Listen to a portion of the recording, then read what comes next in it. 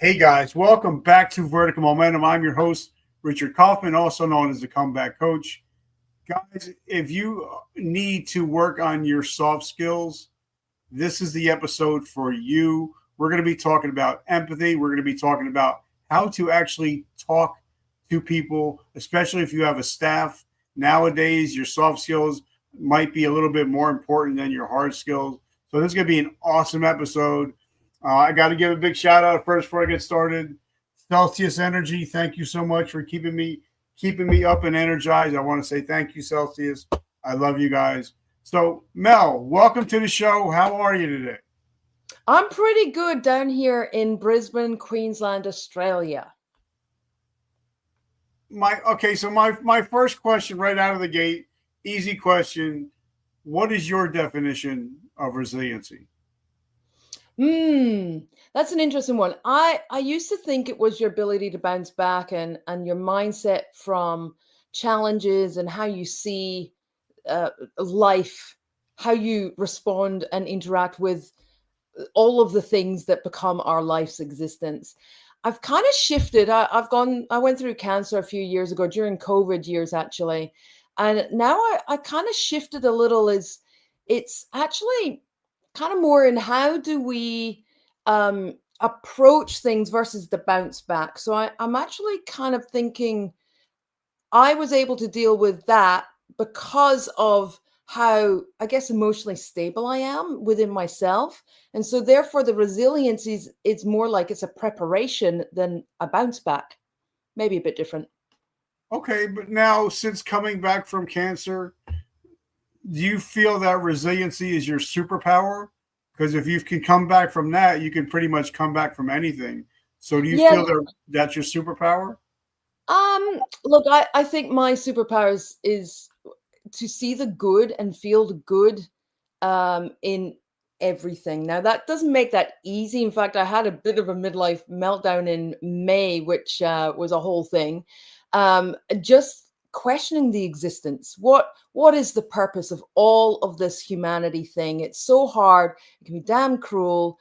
And that was from somebody else losing their cancer journey.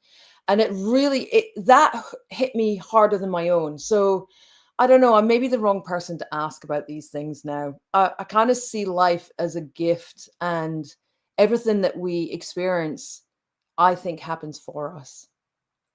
I love it, and that's something I think we both agree on. My mentor, Mr. Ed Milet, says, you know, everything happens for us. It doesn't happen to us, and everything is a teachable moment. So I think we agree on that. So give us a quick down and dirty. Where did you come from? Where did you grow up? And how did you become a speaker? How did you become a coach? How did you get in this crazy world of coaching? I love that. A big question. So I'll you dive into whatever detail catches your attention. So I was born and raised in Scotland by English parents. Not the greatest upbringing. I had a rather what's the polite way of putting it? A stepfather who wasn't very nice to me. We'll just stop there. And I left home at 15. So if resilience is a learned thing, then geez, I started young is all I can say. But even then, it was always an opportunity. I think I was born with adventure in my blood, so I didn't see anything as a problem in life. So I don't know why some of us are born that way. Maybe I'm a crazy weird. I don't know. But from there, I fell in love at 25 and I immigrated to Australia. And I've been out here 24 years, I think it is, if the maths add up. So I'm pushing on the late 40s side into my 50s, and I'm coming to terms with that. And I've been in the coaching self-development world, if you will, I'm about to tick into my 10th year, 9 full years now. So what I know what got me into self development, and I'm old. I'm 50. I'll be 50. I'm 56.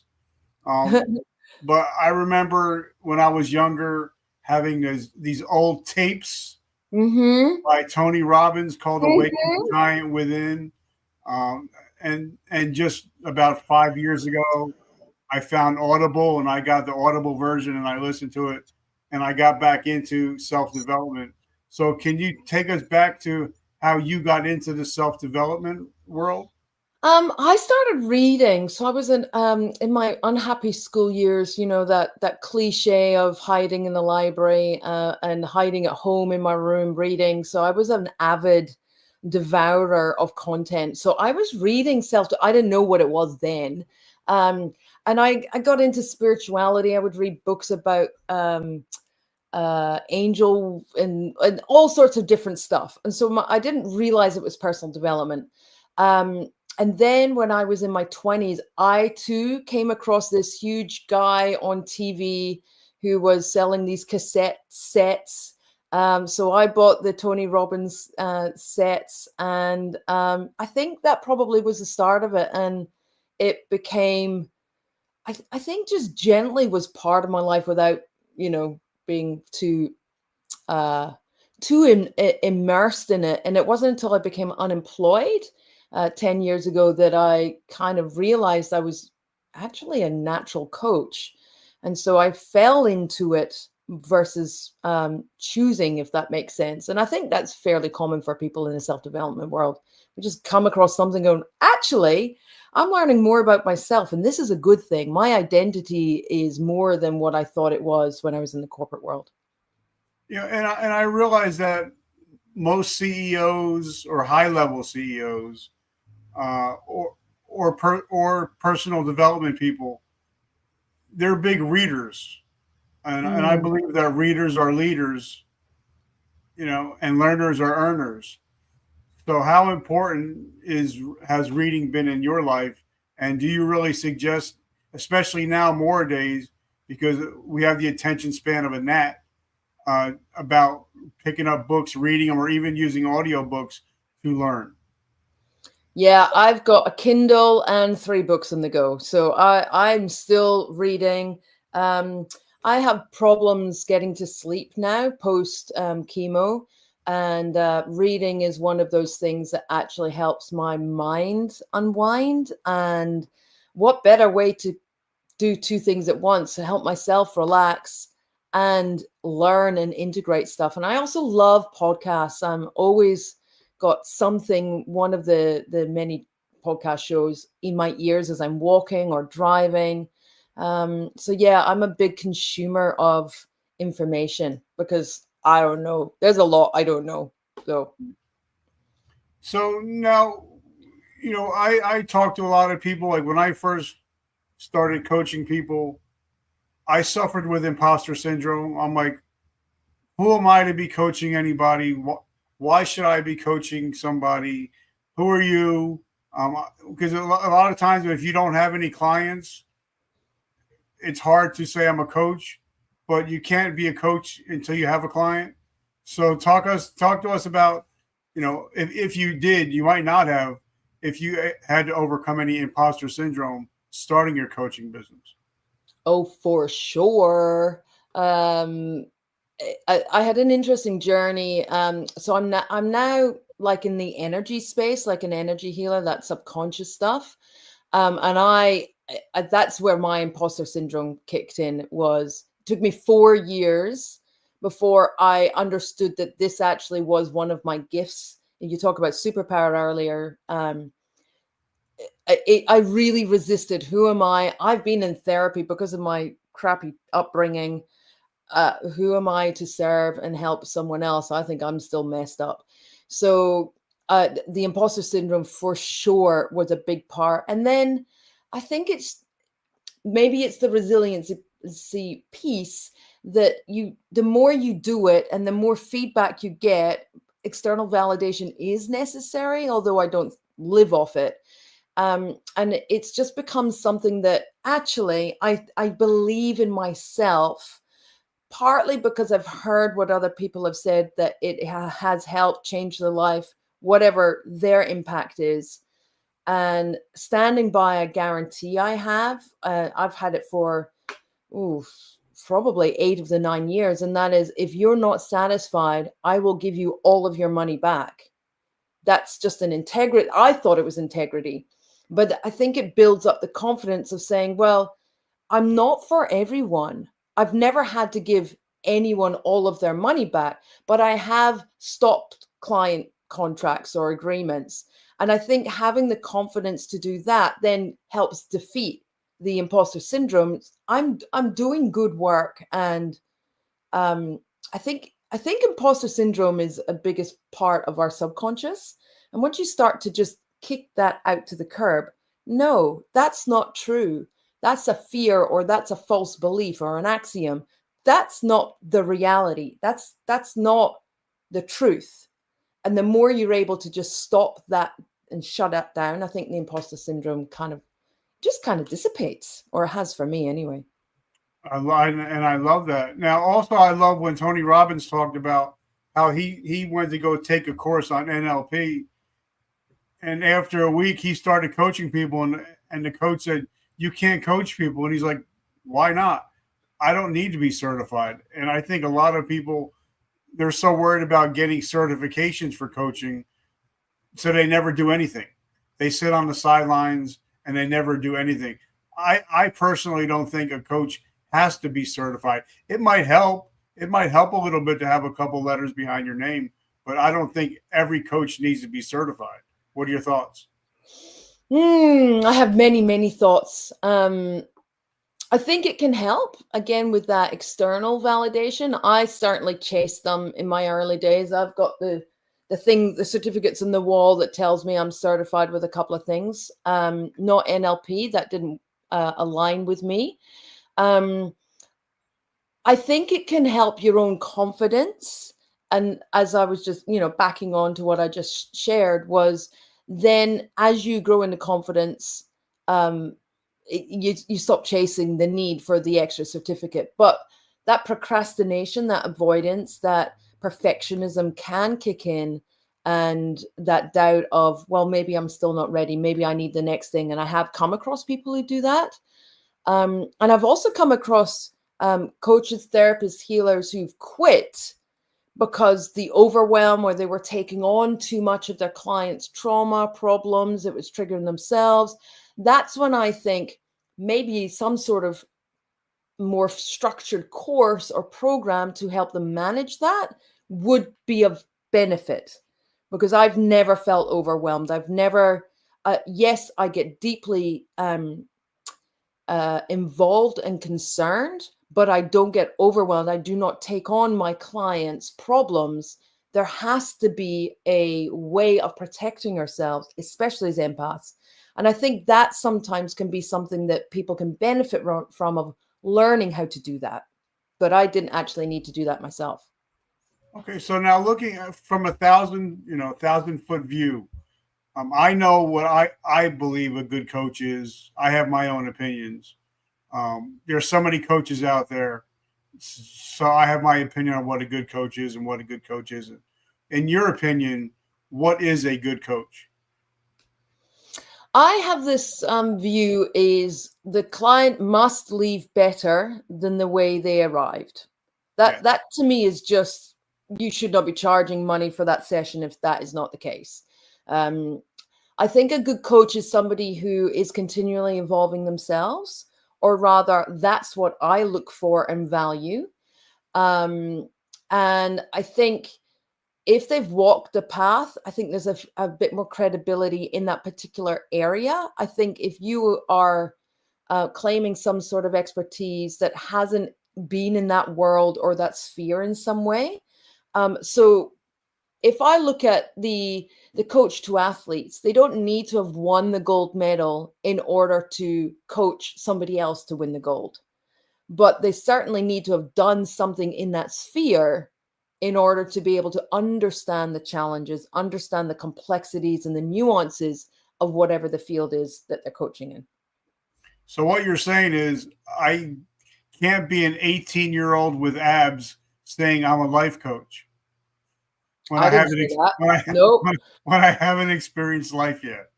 no, I would suggest that 18-year-old would be great to work with other 18-year-olds or young people.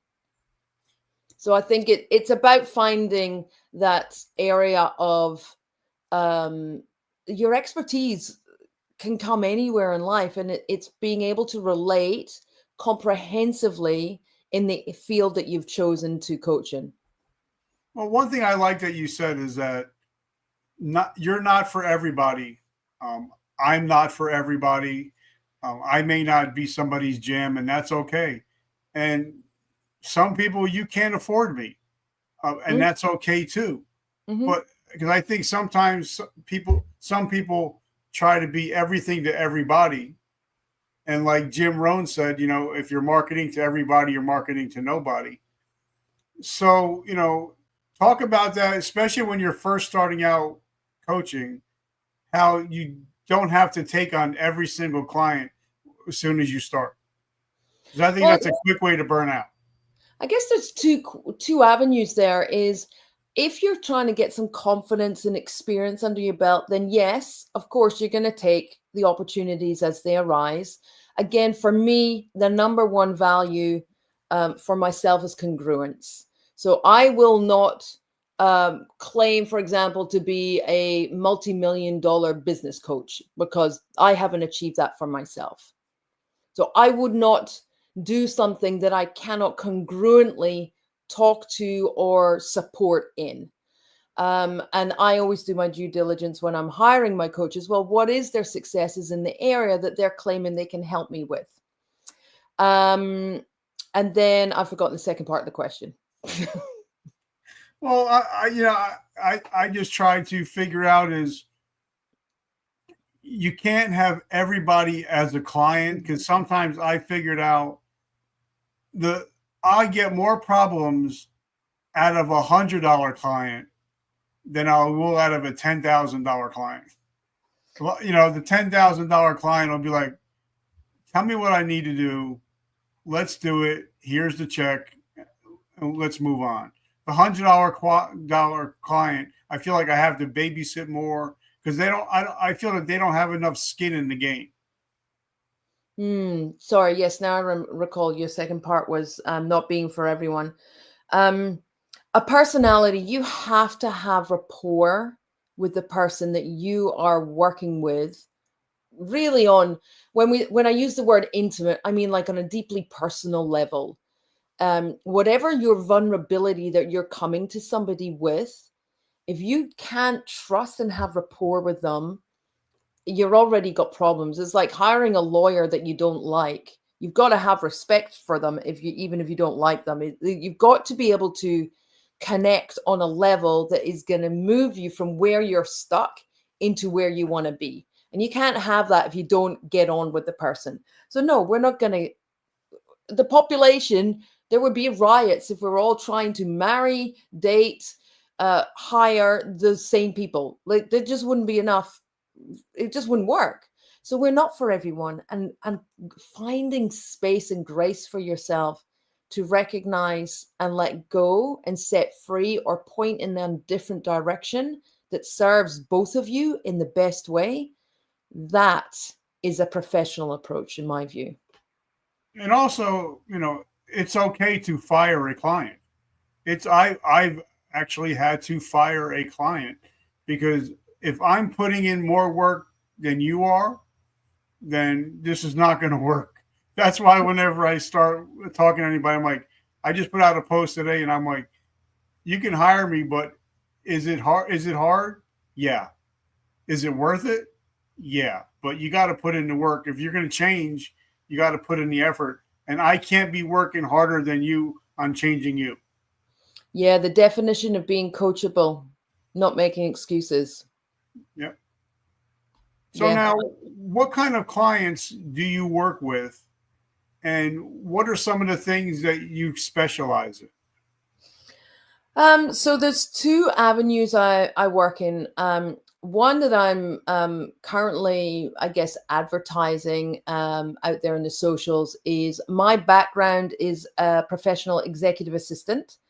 So now I work with the high performing leaders, or I'll just call them and put them in the category of corporates who have an assistant and for whatever reason they want to take it to the next level. Now, there can be a multitude of reasons why, but that's one sphere I love supporting, taking my past skills and combining them with my current skills because I have a team supporting me.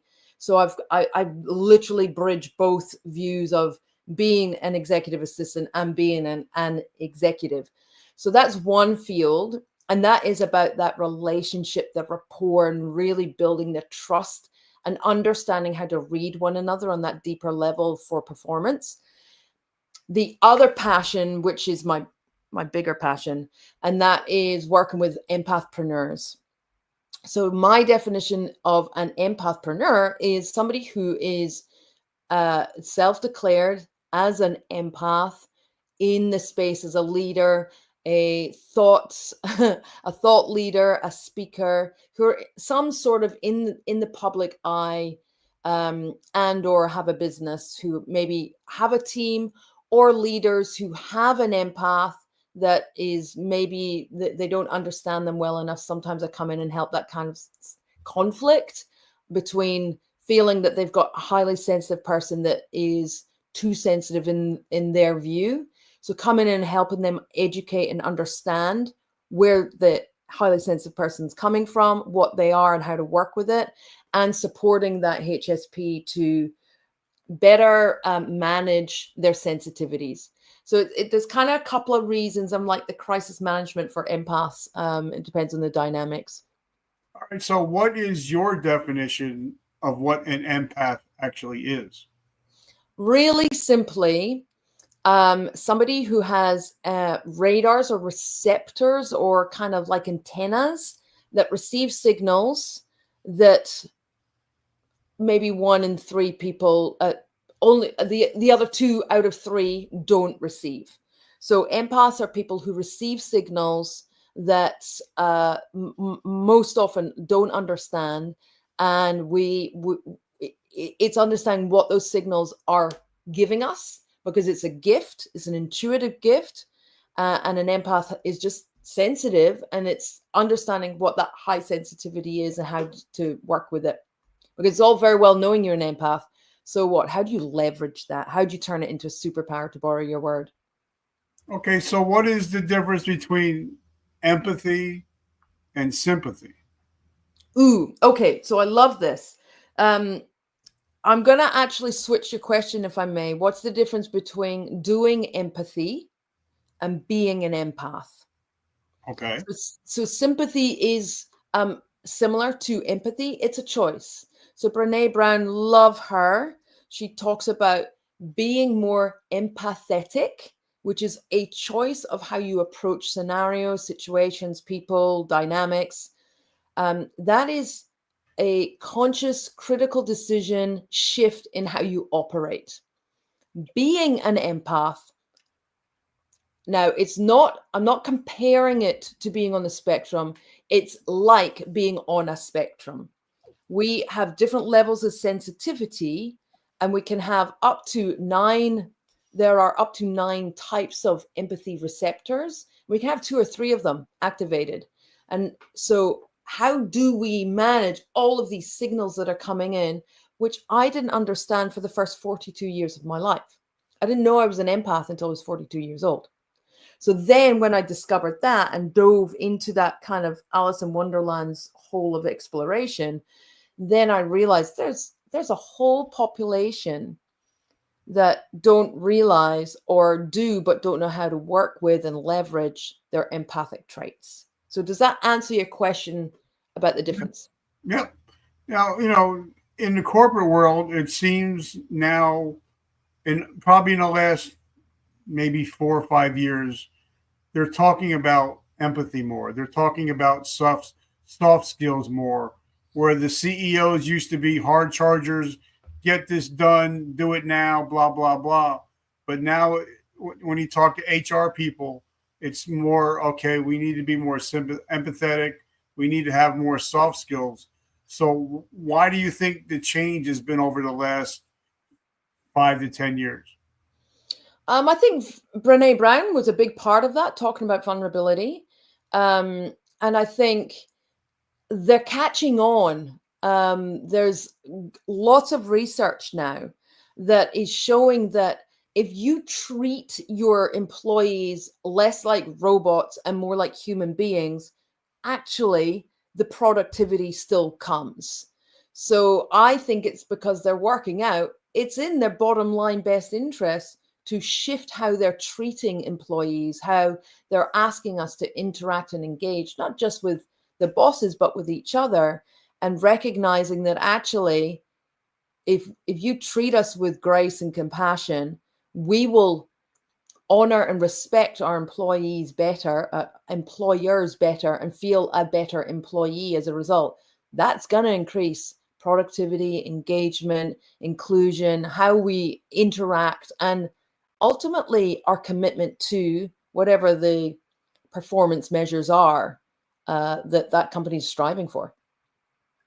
And I totally agree 100%. Now, like when I was in the military, my guys know I cared about you as a person. I cared about who you are. I cared about your wife, your kids. I cared about the whole person. Where they would say, if Kaufman tells me to do something, I'm going to run through a wall for him, no questions asked, because I know that he cares about me. And I think it was Zig Ziglar said, people don't care how much you know until they know how much you care. And even Gary Vaynerchuk, I think one of his things was saying the best marketing you can ever do is to care. So talk about caring. I think, sorry, I'm like chomping at a bit to respond to this one. The reason why we go into battle for others is because we feel valued. And feeling value comes from rapport, and rapport comes from building that trust through care. So I think it's a big cycle of necessity that employers, corporates are working out is in their best interest. And it just makes everything a whole lot nicer. But now if somebody hires you, tells you, Mel, I want you to come in, I want you to talk to our company. We have a high turnover rate. We like to find out a little bit more about this whole empath thing. What are some of the things you do? Can empathy be taught? So empathy is a choice. So yes, that is a skill that can be adopted. There are people who specialize in how you bring empathy into the workplace.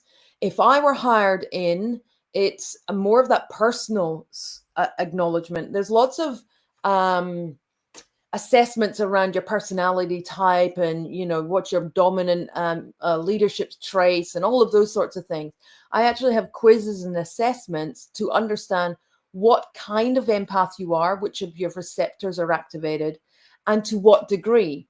And so if you understand that you are firstly a highly sensitive person, that can help them feel understood, perhaps for the first time.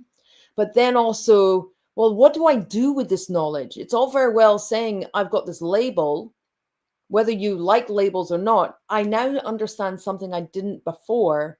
What can I do differently? What can I change? What can I implement? How can I protect myself better? What boundaries can I establish or break down?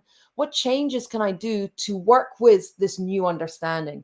That's what I would do when I come in and work with, whether it's a small team, like a leadership team, is understanding who on the team has these different traits, where's the conflict coming from and misunderstanding, and then build from there. So now let me even ask you even a more important question is how can we employ empathy at home? Because a lot of us, husbands, wives, parents, got to deal with parents, we got kids. So how can we employ empathy at home without feeling like we're going to be get run over?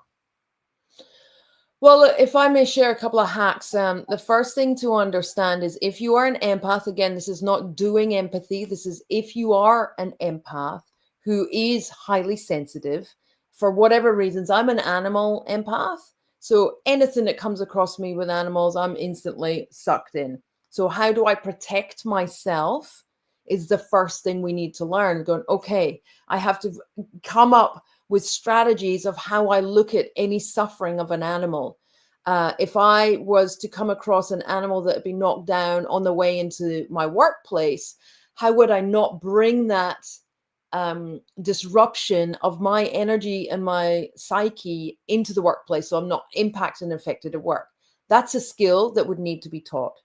The second thing is, if I am, how do I manage it in the moment of coming across, for example, an injured animal? How can I react and have compassion for the suffering that I am experiencing or witnessing?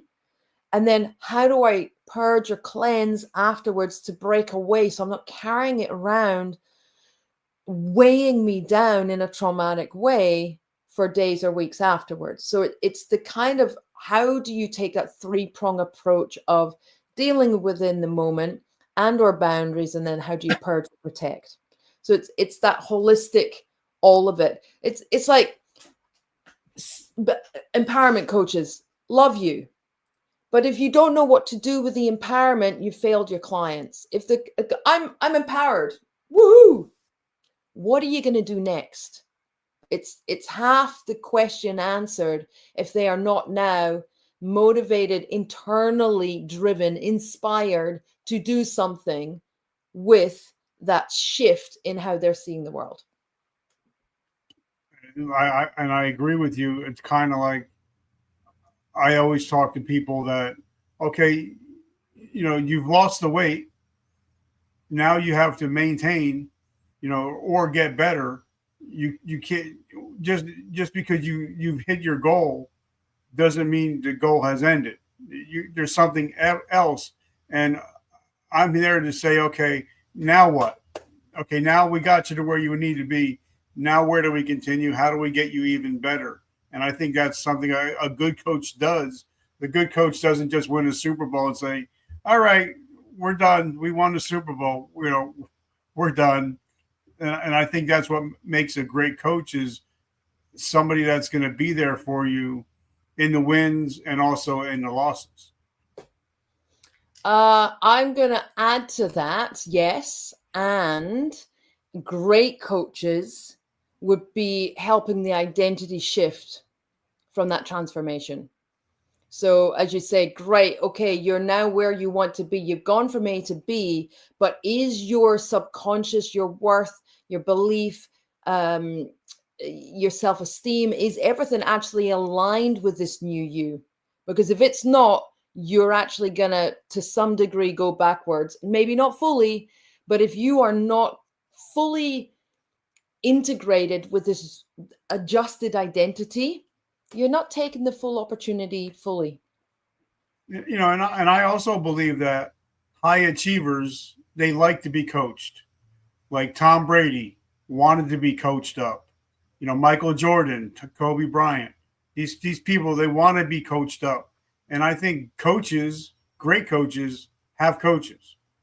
Like, I have a financial coach, I have a physical coach, I have a spiritual coach.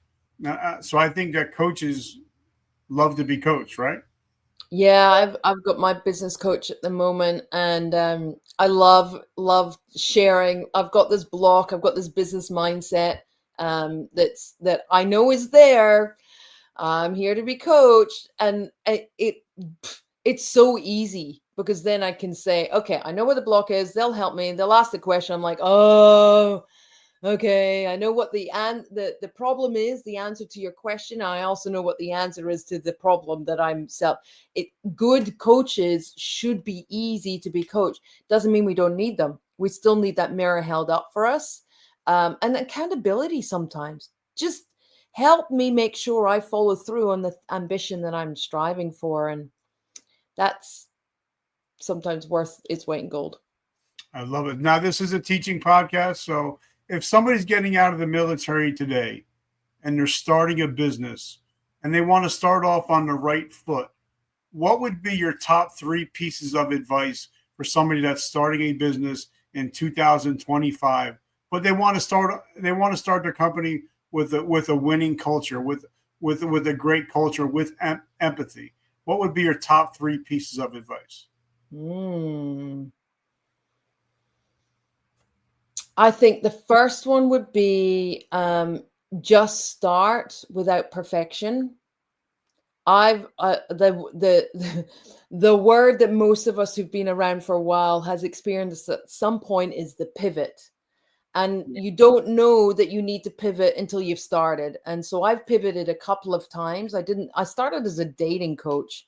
Now I specialize in this thing called empathy. But if I hadn't started as the dating coach, I wouldn't have gone through the relationship coaching and then this personal success coaching to uncover the empathy piece that now, oh, that's what I'm here on earth to do. That's my specialty. That's my juicy niche. So the first thing is just get started. And that leads to the second one would be niche down.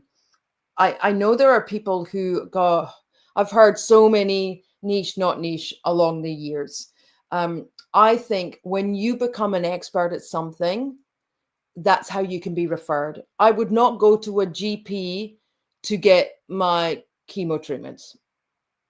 I want a specialist in their field who knows that thing so well that I can trust that they're going to understand the problem so well to help me get the best result. So I believe niching is very critical, but you may have to go through a couple of adjustments to work out what that is. So that's my second. And my third is leave ego at the door. We don't know anything. Don't try and be the guru. Don't try and be the one who big notes yourself or downplays other people. Stay humble, have grace, and admit if something doesn't go wrong. Let those clients go, do refunds, be humble, because as you mentioned, that's what people will remember, how the flavor, the feeling that you leave, even if you can't help someone or you don't want to work with them, help them anyway, leave a good flavor in their mouth. And your reputation is the number one thing you need to protect. So that's 4. I love it, and I love what you said about the niches. I love what Alex and Layla Hormozy talk about. The riches are in the niches, so make sure that you niche down until it hurts. Like my mentor John Lee Dumas told me, sometimes you got to go an inch wide, but got to go a mile deep to find out your niches. So I love that. So what's going on in the world, in your world now? What are you up to, and how can we get into your ecosystem? Okay, well, I am part of the Global Speakers Federation through the Australian network, which is Professional Speakers of Australia. In America, that is the National Speakers Association, NSA. So I'm part of that world. I'm the state president here in Queensland, over in sunny Northern Australia. So I'm always looking to spread my message. I'm an educator rather than a motivational keynote, although most people say that they feel inspired or motivated afterwards, but that's not my objective. I want to educate. I personally believe I'm here on earth to be a bridge, to help people get complex confusion broken down in easy ways to feel, oh, I get it. I can understand. I can implement that. I can make that shift. So that comes from me through education. So PSA over here, I will be traveling probably in America next year.